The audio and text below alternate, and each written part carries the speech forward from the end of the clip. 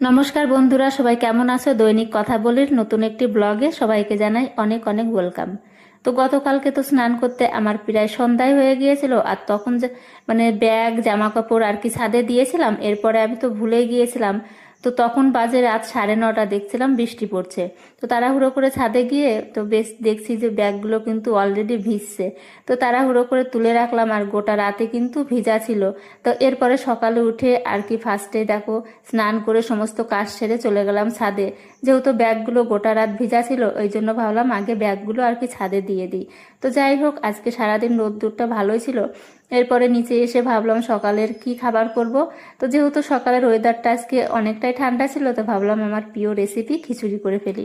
তবে আজকে কিন্তু মুগের ডাল না থাকাতে করলাম মুসুরের ডাল দিয়ে। তবে মুসুরের ডাল দিয়েও কিন্তু ভালোই লাগে, খারাপ লাগে না। তো কিছু সময় ফুটে যাওয়ার পরে ডালটা দিয়ে দিয়েছিলাম, কেননা একসাথে চাল আর ডাল দিয়ে দিলে ডালটা কিন্তু পুরো গলে যেত, এই জন্য।